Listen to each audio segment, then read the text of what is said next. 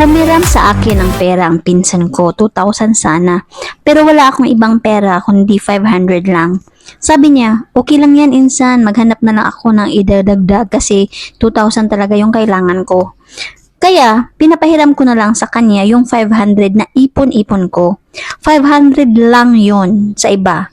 Pero malaki sa akin yon. Kasi kapag namamalingki ako ng bigas, ulam, yung sukli, pag may sukli, tinatago ko hanggang umabot siya ng 500. Dahil pinsan ko, kaya ako nagpahiram. So, dumaan ang ilang buwan, hindi siya nagbabayad sa akin. Kasi pinsan ko, sabi ko nga, pinsan ko, so nahihiya din akong maningil. Kaya hinahayaan ko na lang at naghihintay na lang ako kung kailan niya ako babayaran. Ewan ko ba, pera ko naman yon pero ako pa yung nahihiya. So, taon ang lumipas, lumapit sa akin yung chismosa niyang katulong para maghiram ng 1K daw. So, tinanong ko kung kailan niya babayaran kasi kailangan daw niya pang tuition ng anak niya. So, sabi niya na next month niya babayaran pagkasweldo niya at saka hihiram din daw yung pinsan ko ng 1K. Ito naman si Uto-Uto, pinapahiram ko, sabi ko, sabihin mo kay insan 1,500 na lahat. Kasama yung 500 na hiram niya before. So, umalis yung katulong. Tapos lumipas na ilang buwan, bumalik ang katulong ni insan para magbayad. So, nagbayad siya ng utang niya. So, sabi ko, salamat. Kay insan, wala bang pinadala? Sa tanong ko, sabi niya, 500 muna daw yung iuuna niya. Wala kasi daw siyang pera, naubos yata. Pumunta kasi sila sa mall kahapon, nag-shopping, ang daming pinamili, sabi ng katulong. Medyo nagalit ako konti kasi may pang shopping siya while yung utang niya sa akin nag 1 year na lang plus hindi pa niya nabayaran pero hindi ko sinabi sa katulong na nagalit ako. Yung sagot ko lang sa kanya, okay lang basta meron at ang importante naman hindi nalilimutan yung utang. Okay lang if unti-untiin. Yun yung sinabi ko sa katulong niya. So kinabukasan pumunta ako sa tindahan para bumili ng bigas. Tapos nilapitan ako ng isa naming kapitbahay. Sabi niya, "Huy, Gina, alam mo ba, galit na galit sa'yo ang insan mo?" So, sabi ko, nagtataka ako, bakit naman? Tanong ko. Nabigla talaga ako kung anong nagawa kong masama. Guminhawa ka lang daw ng konti, ang pangit na ng ugali mo para ka daw kung sinong makapagsalita. Bakit ano bang ginawa ko sa kanya? So sagot ko, sagot niya, nangutang daw siya ng pera sa'yo tapos sabi mo daw na kinalimutan daw niya yung utang niya sa'yo. Hindi naman daw niya kinalimutan, sadyang wala pa daw siyang pera sa ngayon. Hindi yan ang sinabi ko. Ang sinabi ko, ang importante, hindi niya malilimutan yung utang at saka okay lang if unti-untiin yung pagbayad. Matagal na kasi yun, higit na 1 taon. Yun nga, sagot niya. Hindi naman daw kalakihan yung utang niya sa'yo. Oo nga, sagot ko. Hindi nga kalakihan, pero para sa akin, malaki na yun. At marami pang version sa kwentong yon. So, dahil busy ako sa buhay ko, sa trabaho, sa pag-aalaga ng anak, sa bahay, paglilinis, so wala akong panahon para makipagmarites at para linisin yung pangalan ko. Kaya, naging kwento na ako sa barangay namin.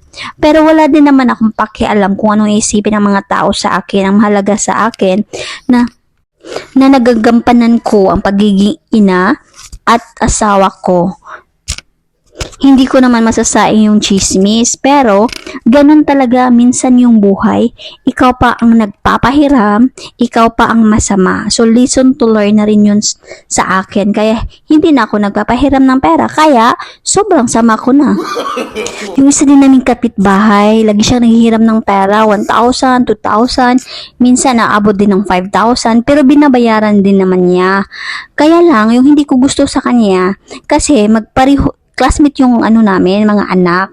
So, magkasabay kaming kumukuha ng mga anak namin. So, lagi siyang nagkikwento. Wala siyang kinikwentong mahirap.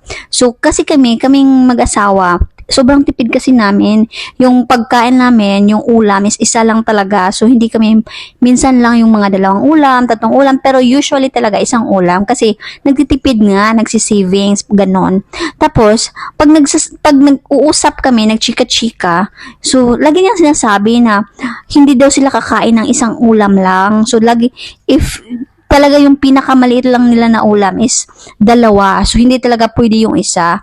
At saka, once a week, so kakain talaga sila ng lechon, parang yung ganon. Tapos, nagtaka ako kasi ako isang ulam lang sa amin. At saka, yung lechon, hindi kami kahit gustong gusto kong kumain ng lechon, hindi ako bumibili kasi sobrang mahal.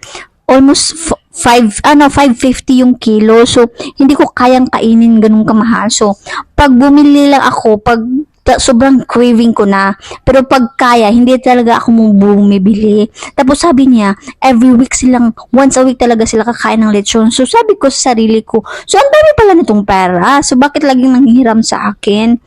So dahil doon, hindi na rin ako nagpahiram. Hindi naman dahil sa inggitira ako kasi masarap yung ulam nila. Ang sa akin lang naman is talagang sobra naming tipid. Nagtitiis kami sa isang ulam at saka hindi kami kumakain ng masarap lagi, yung once a week. Kahit gusto kong kumain, talagang tinipid ko yung sarili ko para may mas savings. Tapos sila, hindi naman sila, ang saya-saya ng buhay nila, hindi sila nagsisavings. Tapos, pag may problema, dito sa akin na tinipid yung sarili. Alam nyo yun, hindi ko alam kung ma-understand nyo ako, pero ganun yun. Tapos yung isa, 6,000 yung hiram sa akin. So, lagi siyang post, laging namamasyal, kumakain ng restaurant, mga bagong damit, pinopost niya kasi, kaya alam ko, so pag nagpo-post siya, so naniningil din ako, yung utang mo te, parang ganon besh, yung utang mo, kasi medyo matagal na, 3 years ago. So, imagine that. Kasi hindi kasi talaga ako namimilit bayaran. Kasi, mahirap din naman kasi ako. So, naintindihan ko pag hindi nagbabayad yung tao sa akin. Yung importante ko lang naman talaga, yung importante naman talaga, hindi nalilimutan. At kahit unti lang, kahit pakunti-kunti lang, talagang okay na okay sa akin. Pero, yung wala talaga, walang niho-niha. So, pag nagpo-post siya sa social media, sinisingil ko siya. So, yung iba, nagre-reply siya, sabi na, walang pera te, ganon. So, nag-understand na naman ako, pero hindi ko nasabi, baka sa social media mo, ganon. So, hindi ko sinusumbat sa kanya.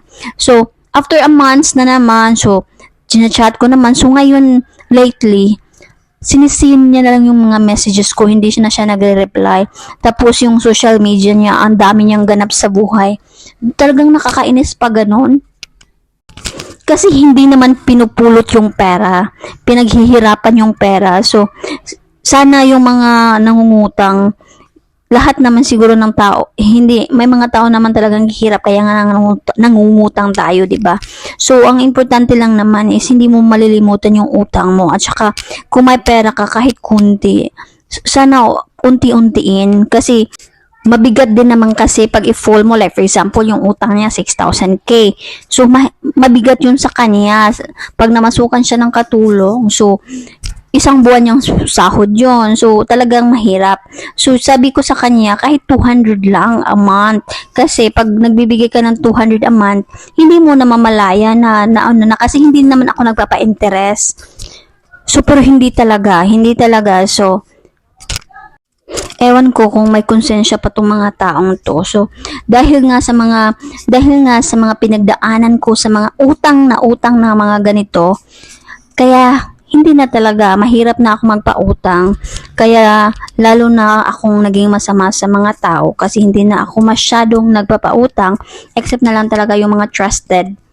So, ganun. Pero okay lang. Kasi, hindi naman sila yung magja-judge sa akin, yung Panginoon naman. So, thank you for watching at hanggang sa susunod na mga video. Paalam!